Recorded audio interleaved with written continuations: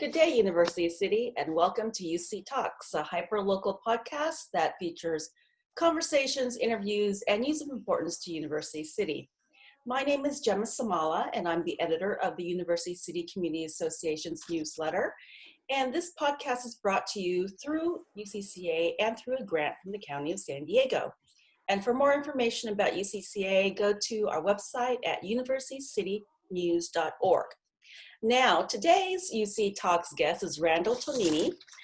Originally, you can tell by what I'm wearing today, we're supposed to talk about the UC celebration. This is what I had envisioned in my mind a few months ago in my podcast. And, but of course, the UC celebration has been canceled because of COVID-19 concerns. And basically, we're not allowed to have big public events yet. Yeah. So it's, it wouldn't be approved by the city, so we can't go forward. And so instead, I'm going to talk to Randall about, first of all, why he moved to UC about 5 years ago now, something like that. Yeah. And Randall is the pastor at Grace City Church. Yeah. And now Grace City Church is actually going to merge with the First Baptist Church of San Diego, which is on the east end of Governor Drive. And also want to talk to Randall too, basically about in this time of everybody socially distancing and staying home, how it is to keep the faith alive, while trying to socially distance. So thank you, Randall, for joining me. And, definitely. Yeah, and who actually is a neighbor too. He lives but we're still doing this by Zoom. And so first off, we first met basically from your activism in the community. You got active in the community pretty much as soon as you got here. And I believe that's pretty much one of the tenets of your church. And so, and you've been chair of the UC celebration, of course, that's what we're going to talk about. About a few years from now. But why don't you talk about first why you moved to UC, University City, why you chose this area, and in the first place? Yeah, that's a great question. So for me and my family, we came to the community, like you said, about 5 years ago, really with a heart to be a part of the community. And so we felt like God was calling us to start a church, and through a lot of prayer and just kind of seeing what direction, what place we were going to plant the church, kind of ended up being in University City, and we just felt like this calling in our heart, like this is where we needed to be. And so I remember the day when we were driving up Genesee, and we stopped at the Starbucks right there over in the Costa Verde shopping center. And my wife went in and she just saw the beautiful diversity of our community and everything. And just like, I feel like this is the place, this is where it is. And I remember driving by the high school and I didn't really call or see where available space would be to host the church, but I just felt like it was going to be there. And I just sensed that it was like a God calling type of thing that we were going to be here. So it started Grace City just through meetings, Bible studies, prayer, and praying for our community, and then serving, doing different opportunities like the UC celebration or helping out with Oktoberfest, or just kind of seeing what different needs are in the community to be a part of it. Because I believe the church for us from the start wasn't to just try and get people to come to our church, but it was like, hey, we want to be the church. We want to be a positive influence and light in our community. And so that's really why we started the church. It was like, we said, like, our mission statement and vision was to be a church for our city that seeks new life in Jesus. And so we want to be a church for our city. We want to serve our city. We want to serve our community, and not be inward focused, but really outward focused and loving other people. And let's go back just a little bit further too. So, you got to University City. Did you grow up in San Diego, or what's your back history, and why did you get into ministry? Yeah, so I didn't grow up in San Diego. I originally from Hawaii, and then at a very young age moved to the Midwest, and so you moved to Indianapolis, and I didn't grow up as a Christian, but my grandmother is really a very strong Christian, and her name actually is Grace. And so, it's interesting just to kind of see the type of person that she is and what she meant in my life, even up to now. I call her up all the time, and so. But she's just been somebody who was praying for me from the beginning of my life, and really wanted me to have a relationship with God. And so, I didn't start on that path, kind of strayed. And eventually it wasn't until later in high school when it really became real for me, like what it means to be a Christian, what it means to have a relationship with God. And I didn't really know much about the Bible or anything. But it was just through just kind of starting at that place and saying I need God, and then ended up feeling a calling to ministry, which was kind of weird for my family because, again, we didn't have any ministers in our family or anything like that, no pastors. But I really attribute it to my grandmother's prayers. She just prayed that I would follow what God wanted for my life, and so ended up going to a Christian university and learning more about what it means to be a pastor, and then helped out with a youth ministry, became a youth pastor, because that's where my life changed, was when I was in high school, and just how hard it is for when I was in high school, but even now more than ever, like just thinking about how hard it is for middle schoolers, high schoolers, and so I became a youth pastor, and then eventually one of the youth pastors in my life called me up, and he was a friend to this day, but had planted a church in San Diego down in Chula Vista, but just wanted to see more churches planted in San Diego. Said, would you consider coming to San Diego? And so we came out, and I was like, oh, go ahead. Were you already married by then?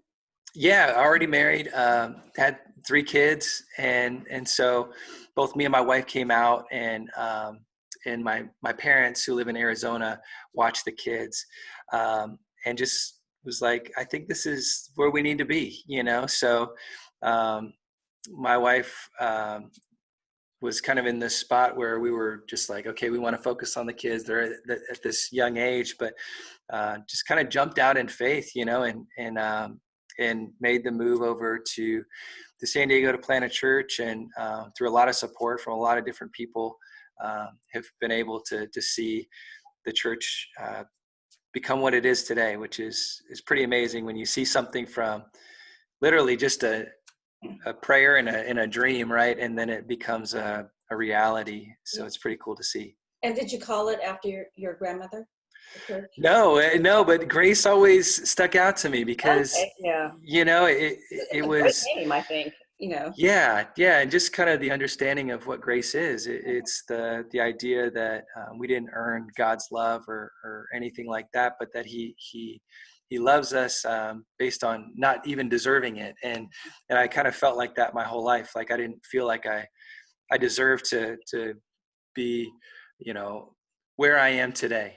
And even as a pastor, right? Like I don't have it all together, but by God's grace, like I am what I am. And so I think that's kind of stuck out to me. And when we thought about the church and just kind of how it even fit in with like University City, like we want this to be a place of God's grace and love for people. And yeah. So I'm not really sure, how that process is when you start a new church. And so, yeah. So you had your friend invite you out here. You've got a church in Chula Vista, and so when you start your own church, are you affiliated with that one church in Chula Vista? And yeah, we they definitely help support it, like financially and all of that, to help us get off the ground. And then there's like different church planting organizations that help out with the whole process. So it's a really long process. We went through like an assessment.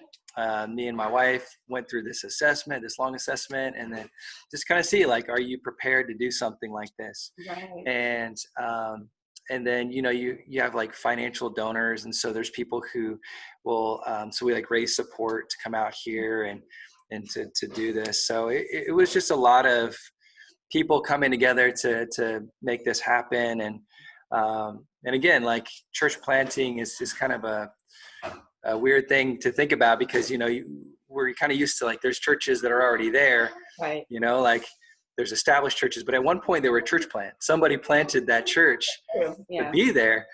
And I think just being able to kind of see that it's not going to be just one type of church that's going to reach everyone, but everybody needs a different type of church or a community that's going to be able to help minister to them right where they're at.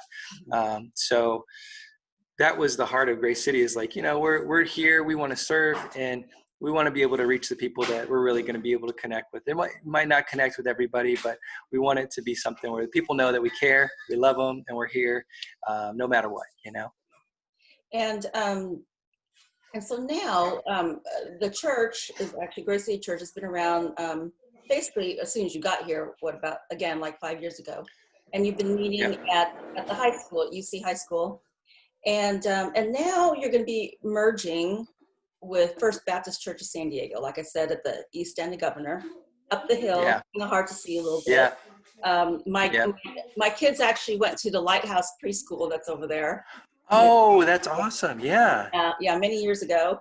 And so how does that process work? Because is First Baptist Church kind of like a part of an established kind of like a denomination or something? Yeah, is it like the Catholic Church? I mean, as far as like the organization and stuff.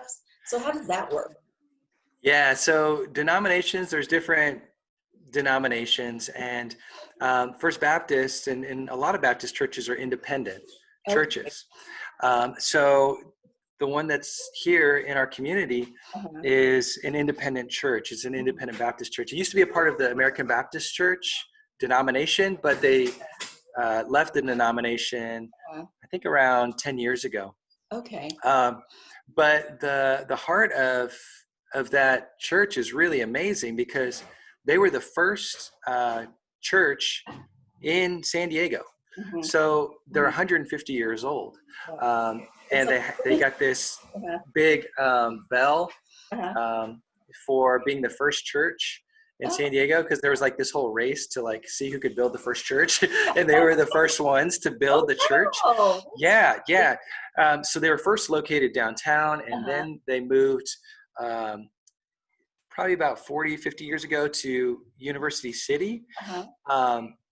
So that's where they're at today. But it's a long history of that church there. And so it's funny because go ahead. I'm sorry, is there no longer one in downtown then? So they changed. I think they're called Eden Village or something like that now. So the name and everything changed of that church, but the history is still there. Okay. And so they're downtown, still located there, but there's a lot of history. So it's funny because, a 5-year-old church and a 150-year-old church coming together, it was like, it's just a unique opportunity. Because for us, we've always been friends with the different pastors in the community, and I've always been friends with Scott since we got here. I think one of the important things for us when we first planted was, there are people who've been doing some great work here long before we were here, and we're not the only church. And so we want to collaborate and come together with the different pastors and people that are really doing great work in the community. So Scott was one of the pastors that I've known from the start when we started, and talking with him, it just kind of came to this place where it was like, hey, what would you think about coming together and doing this together? And from there, just over a conversation over at Outcast Grill, it's kind of become what it is now, where we're working through this process and looking like we're going to be finishing it up soon. Wow. Okay, so before we go on and talk a little bit more about that process, I found this. I was going through some old things, during all this stay at home, you start going through all your stuff, right, and clearing things out. Anyway, I don't know if this can see. Oops. Oh. That's the part. It's kind of fading out with the Oh, background there. there we go. There we go. Yeah. So this is a plate. Oops, I put it in front of my face. This is a plate. It says First Baptist Church of San Diego, California. And this was for the 100-year anniversary. No way. Right. And so this plate, I guess, was printed in 1969. And Yeah. this was from a collection of plates from I guess it would be my grandparent-in-laws. Yeah. that we part of the stuff that we got from them. And so I'm going to give this to you guys, and you can Whoa. have it Thank as you. part of your history, because Yeah. I'm not sure if anybody has this over there, but this is, a special plate. So, so I'm going to make sure to give that to you guys too. So, Oh, so cool. Yeah, I thought, oh, wow. At first I looked at it, I thought, where did this come from? Thank you. Well, this fits perfectly with my talk today. So It that'll does. be my gift to you guys later. Okay, so now you guys are going to merge. Yes. You've got two. Are the philosophies pretty much the same? Yeah. It was pretty amazing. As we started to talk, we were like, wow, we would probably be better together. That's what we talked about. It's this better together idea. And I think with the heart of the church there, they were seeing that we were reaching a lot of younger people and a lot of younger families and in the community. And I think that really stuck out to them. It was like, wow, we see that you guys are doing some great work in the community. We want to partner up because we do think that we can be better together. Right. And so they've got their own place over there. Yes. And so I assume that now, and since you used to, rent out from the high school, I assume you're now just all going to be at the First Baptist Church over there on Governor Drive. Is that right? Yep. Yeah. And so has that started? Well, before the shutdown, did that already begin? Yeah. So we started meeting together in October of last year. Oh, okay. And we were doing joint services together. And a lot of it was we were coming together and just kind of seeing like, okay, is this the right thing to do? And how are we coming together? Yeah. And I think again, for us, it's like kind of another step of faith. Like, okay, if this is the right thing, we want to follow God and do this. And I think one of the things that was put on my heart very early on is we wanted to be rooted in our community. We wanted to be here and really embrace this community, because sometimes what happens is there are churches that kind of come and go, in different communities. And, sometimes it's their choice. Sometimes it's not, based on how they're able to find space. But for us, I was like, man, I would love for our church to be here long-term in this community and to continue to just help out and be a blessing where we can. So it was kind of from that heart that we're like, whoa, maybe this is a way that we can be here for the long term. And yeah, it's been pretty cool to see how it's all shaping out. Yeah. And during this kind of like test period or honeymoon period or whatever, did you find anything that was kind of, different? Like, Oh yeah. I'm sure they found that with us too. It's like, because we're, like for our church, and I think, it was kind of getting there too for First Baptist, but we were seeing like a lot of ethnic diversity, which we love, and I think that's what the church should look like. That's what it should be, it's like different people from different backgrounds.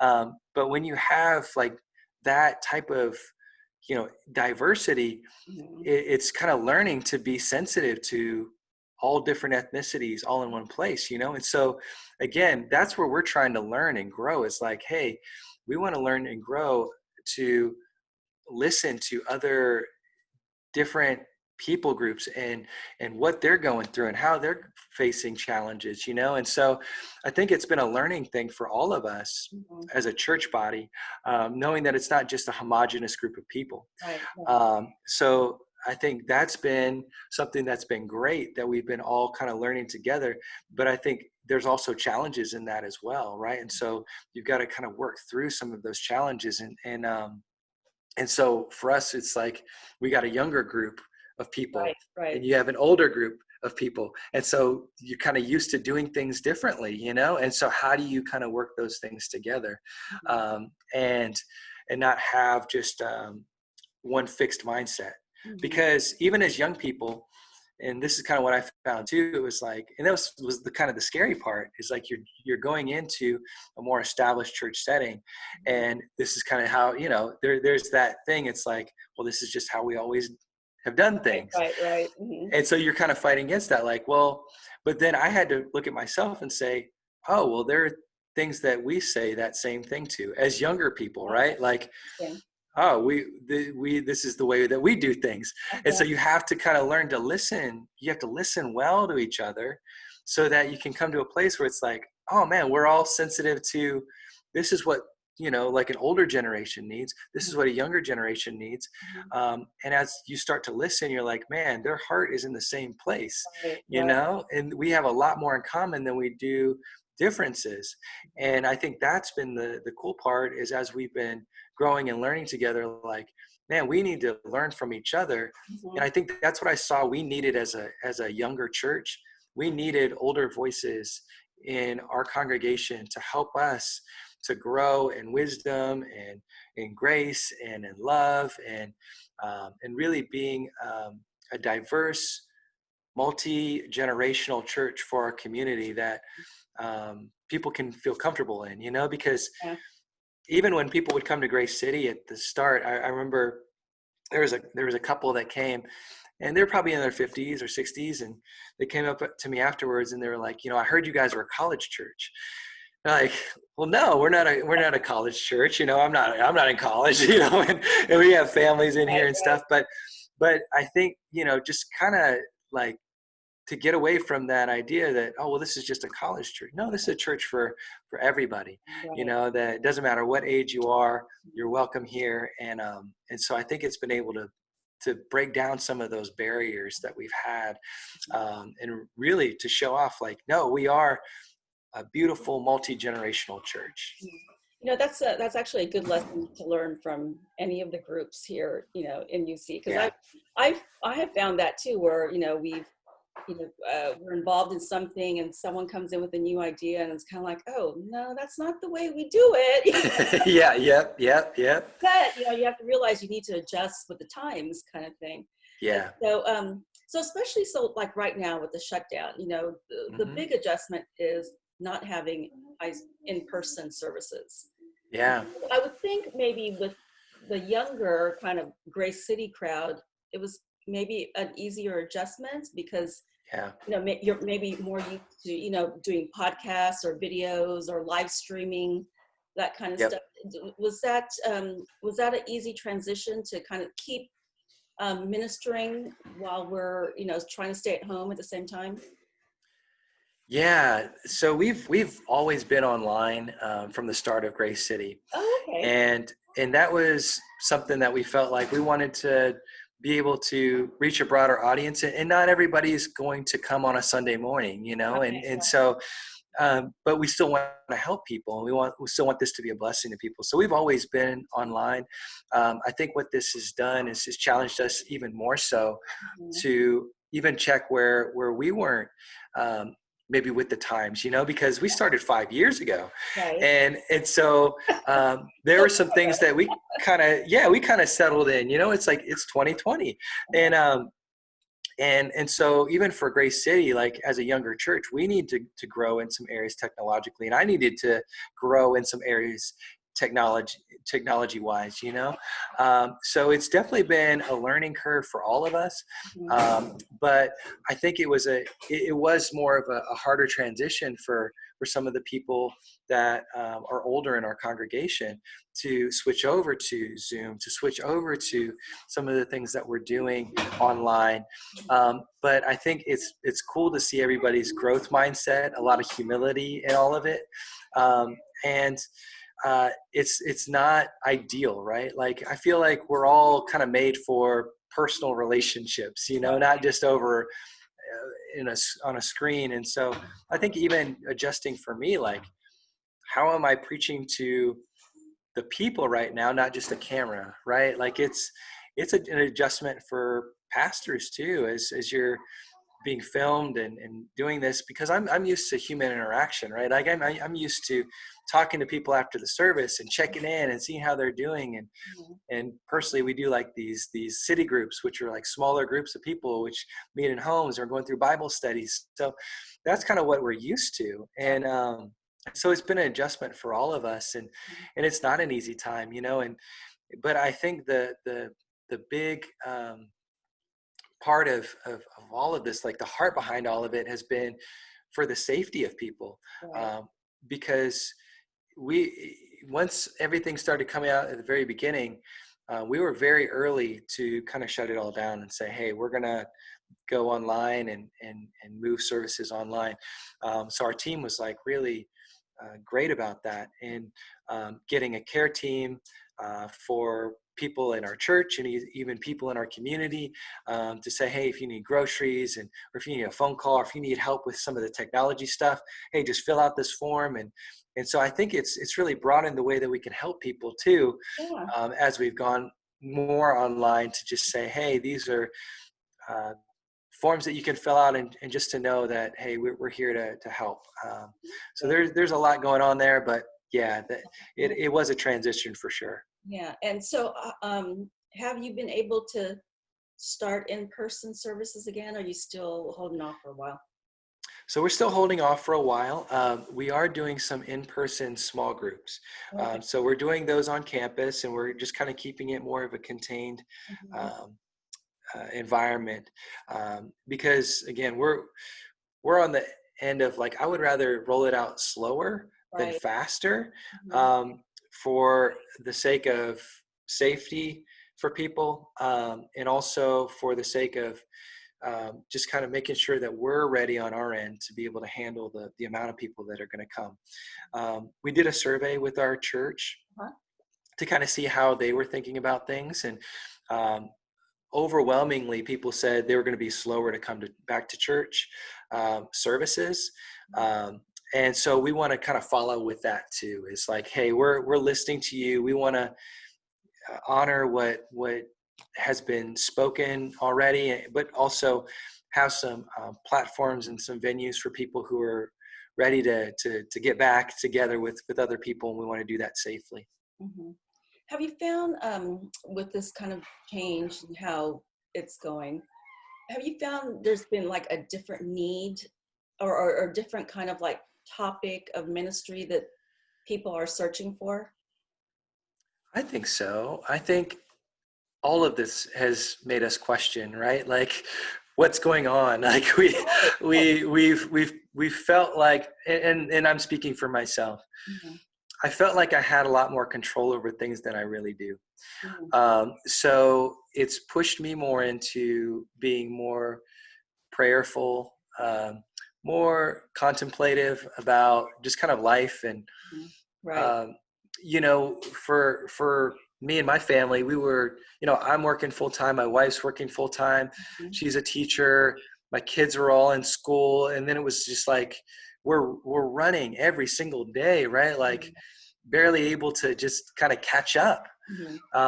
And then it was like everything was shut down, like stopped.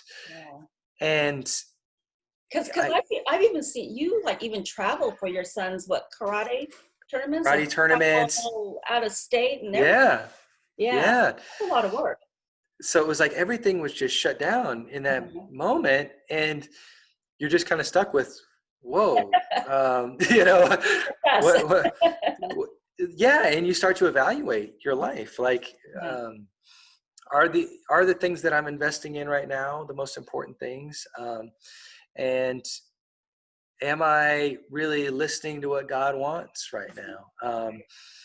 And so I think it's been, um, at times, just, and I think a lot of people have felt this in our church. Like, people have struggled with like purpose, right? And really wrestling with their purpose in life, Mm-hmm. anxiety and depression. It's because Um, all of this is stressful. Yes, yes. And so, and just the challenges that we're facing, even with our society right now, Yeah. Oh, and the yeah. injustices that we're seeing, right, and just kind of like reflecting on that, and Mhm. and kind of the wounds that we carry in our lives because of that, that maybe we've never addressed. So I think a lot of that right now has been different topics that we've been talking about as we've been looking at the Psalms and saying, the Bible actually talks about these things as well. And so I did one week on just weeping, and Oh, what does it look like in the scriptures to weep, and what the Bible call lament about life, and what's going on, and not ignoring that. Yes, this life is hard. There's a lot of stressful things that we go through, and how do we deal with that personally, and this week, Scott preached on Psalm 23, which is a very famous Psalm of David, that the Lord is my shepherd. And so, talking about the valleys in life, and how you navigate those things. right. But yeah, it's definitely Mhm. um, brought a lot of reflection of even the struggles that we face in life, and how does our faith address that? Mhm. Mhm. Yeah.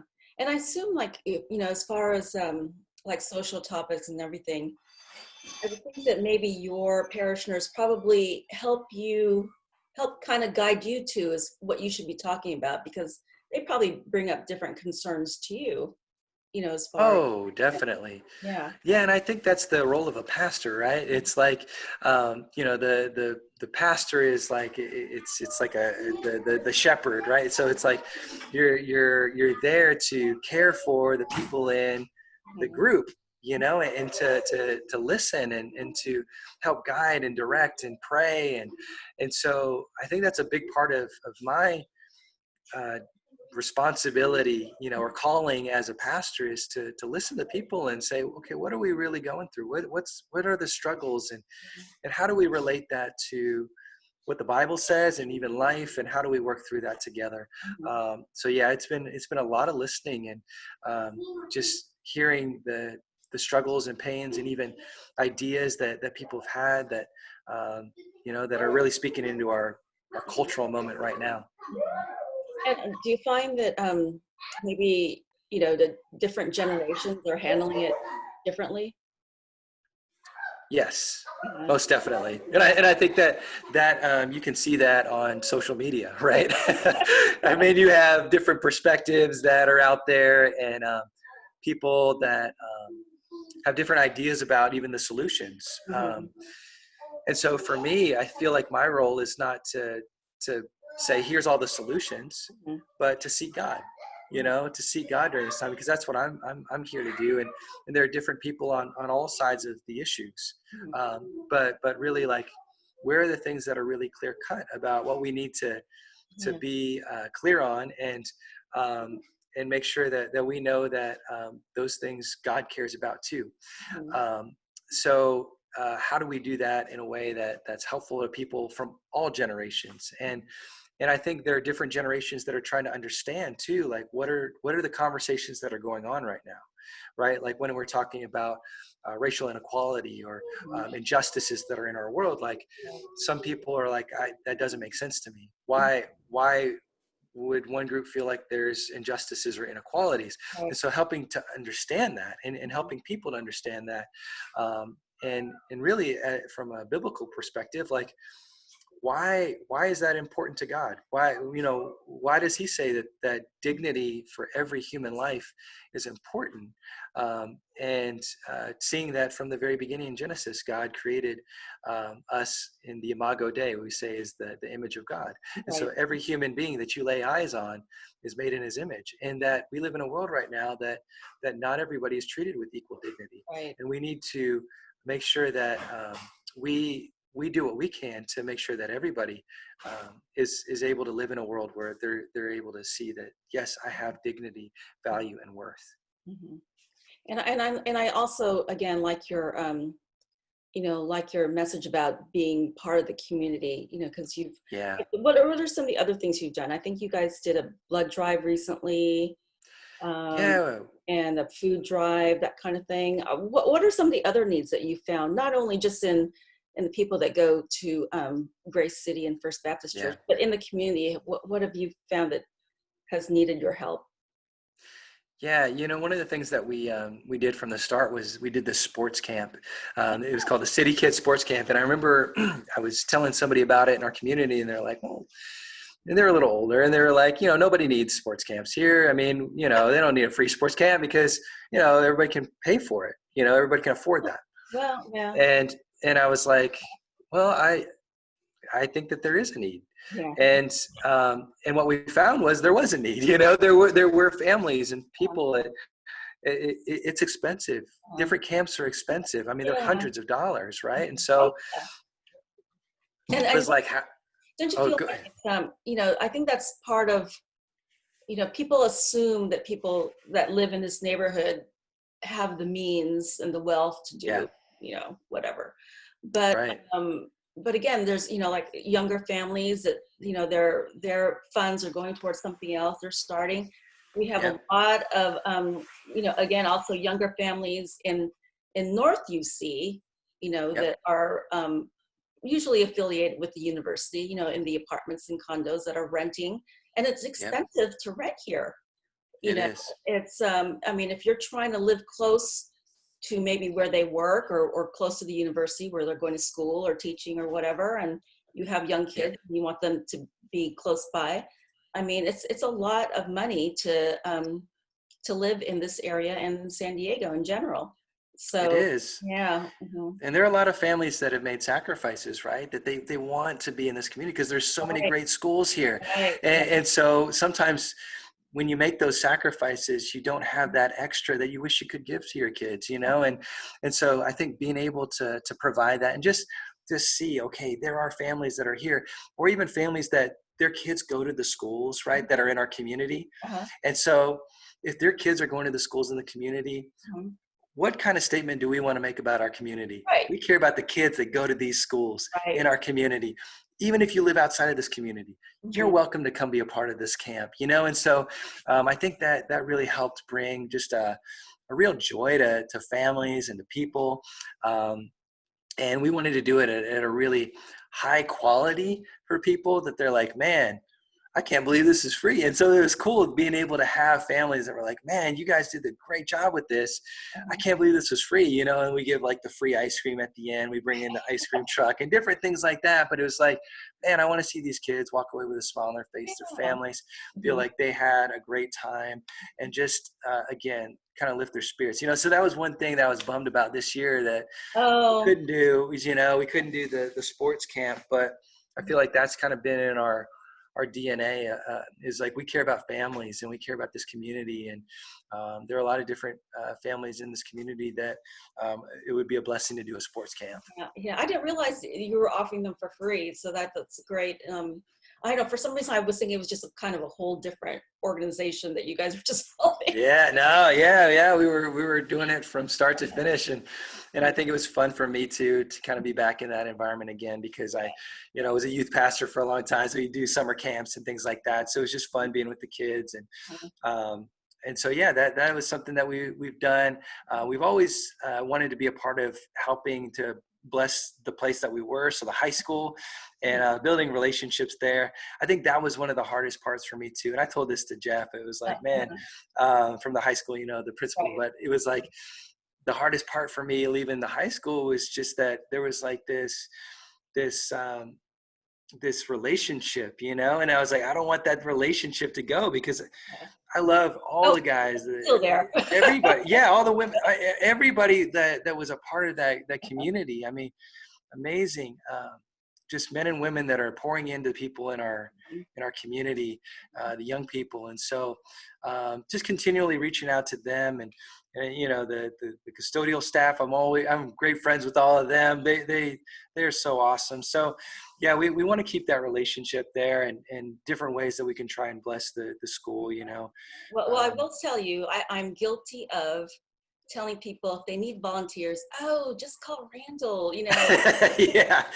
She provides a lot of volunteers. That's part of their mission. It is. I think, and I appreciate that, because I think that's why we're here. Like, we're not here just to be a church, to put on a service once a week, but we feel like we want to be a part of this community, because it is this is our neighborhood, and you're my neighbor, so it shouldn't be just, oh, you just go to church, for an hour a week and then you go home and forget about it. It's part exactly of life. Yeah. And then so are there what's in the horizon for Grace City and First Baptist? So by the way, what's it going to be called? Is it Yeah, so all of that is in process right now, and there's votes and things like that need to be wrapped up. And once all of that is done, we will become Grace City Church. Okay. And I think there's been just a lot of great conversation around that. It's just like, okay, like, what do we feel like is going to be the best name and kind of vision and all that stuff moving forward, and so that's what all the things that are being voted on and all that stuff right now. But I've just seen, again, a lot of humility from people in that process, and yeah, it's been really cool to be a part of. Yeah. And so we're gonna. So is it still kind of being finalized, like all the paperwork and everything? Is it pretty final now? All the votes still have to come in, but okay. Everybody's like, yeah, I think we're looking like we're going in the right direction. Yeah. So from the shutdown going forward, what are some lessons maybe you've learned as far as how to minister in the future?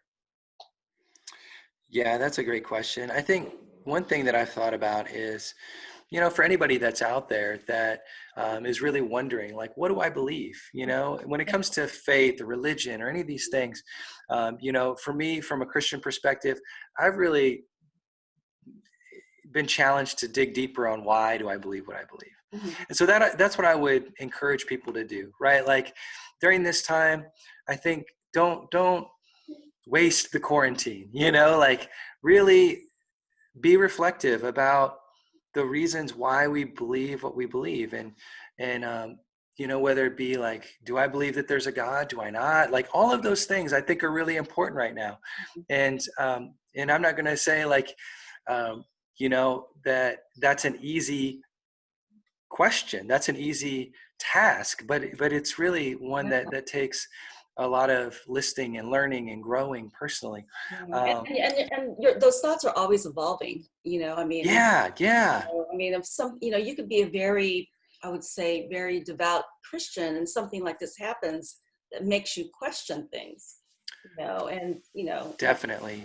What do I go from here? Why is this happening to us or to me, or Oh, definitely. And I think those, and so I would encourage people, don't run from those questions, right? Lean into it and really seek out some answers, and whatever answer you land on, that's the personal decision that you get to make. All of us have this decision that we have to make about what we believe, but I just encourage people to do that right now. I remember my uncle, when I first became a Christian, he's searching spiritually, and he still is to this day. But he just asked me all these questions of, Randall, why do you believe that Jesus is who he says he is? And why do you believe in Christianity?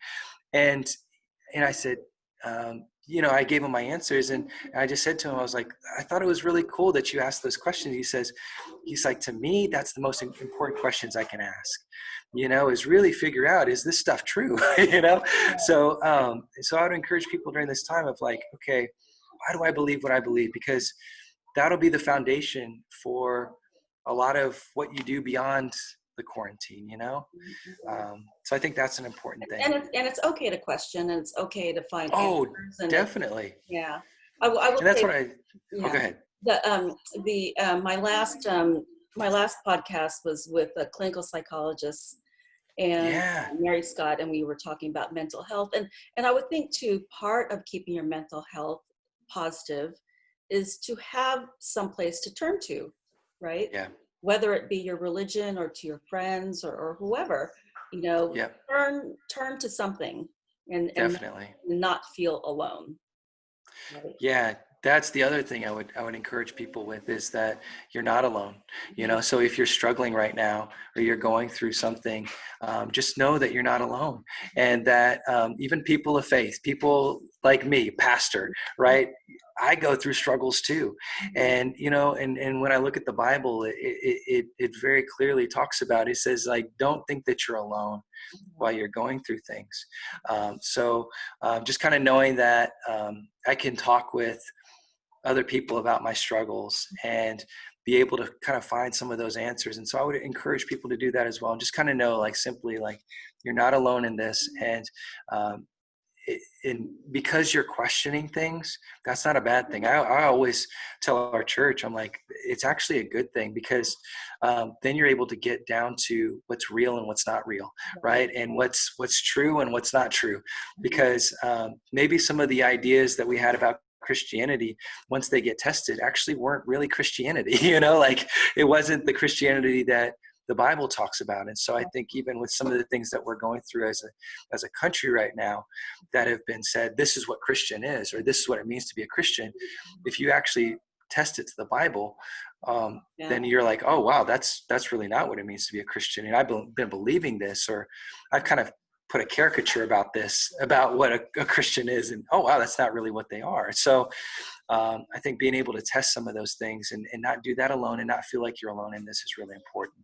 Yeah, and whatever is right is what's right for you as an individual. Everybody's different. So. You've got to make that decision. Yeah, you've got to test that, right? Like, you have to make that personal decision yourself. And so that's the thing I would encourage people to do, is like, seek that out. Yeah. Don't be afraid of it, and don't be afraid to ask questions. Right. Seek you out, seek me out, seek somebody out. Exactly. Yeah.